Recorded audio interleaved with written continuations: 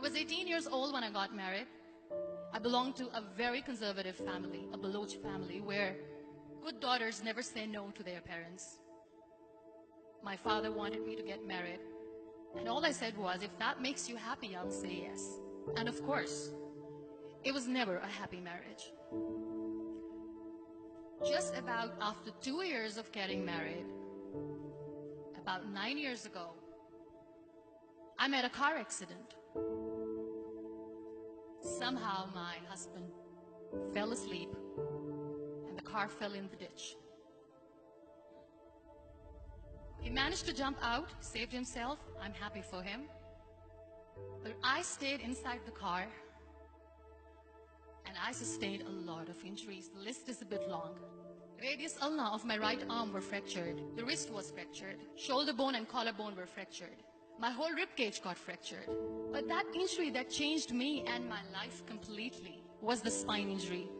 Many people came to rescue. They gave me CPR. They dragged me out of the car. And while they were dragging me out, I got the complete transection of my spinal cord. Those 2.5 months in the hospital were dreadful.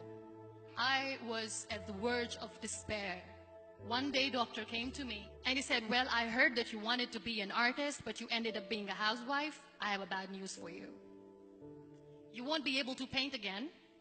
Next day, doctor came to me and said, your spine injury is so bad, you won't be able to walk again. I took a deep breath and I said, it's all right.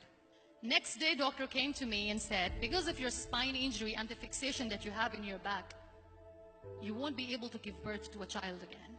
That day, I was devastated. I started to question my existence. Why am I even alive?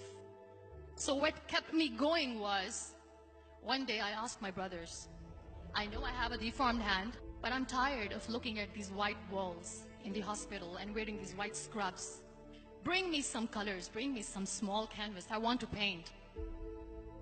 So the very first painting I made was on my deathbed, where I painted for the very first time. What an amazing therapy it was. Without uttering a single word, I could paint my heart out. I could share my story. People used to come and say, what lovely painting, so much color. Nobody could see the grief in it. Only I could. And that day I decided that I'm going to live life for myself. I am not going to be that perfect person for someone. I am just going to take this moment and I will make it perfect for myself. That I'm going to fight my fears.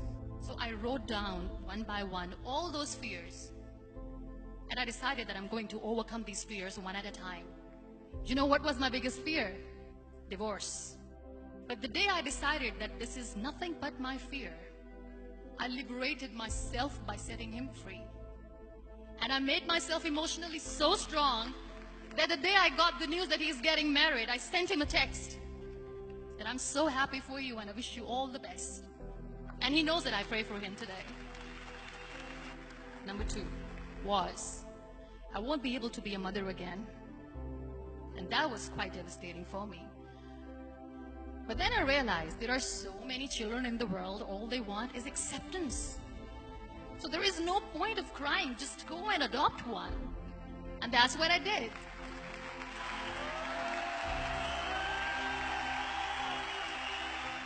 I gave my name in different organizations, different orphanages, and I waited patiently. 2 years later, I got this call from a very small city in Pakistan. I got a call and they said, are you Muniba Mazari?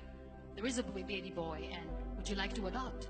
I could literally feel the labor pain. I said, yes, I am going to adopt him. I am coming to take him home. And that day, I was 2 days old, and today he's 6. You know, when you end up being on the wheelchair, what's the most painful thing? People think that they will not be accepted by the people because we, in the world of perfect people, are imperfects. So I decided to appear more in public. I started to paint. I have done a lot of modeling campaigns. I decided that I'm going to join the national TV of Pakistan as an anchor person. I became the National Goodwill Ambassador for UN Women Pakistan, and now I speak for the rights of women, children.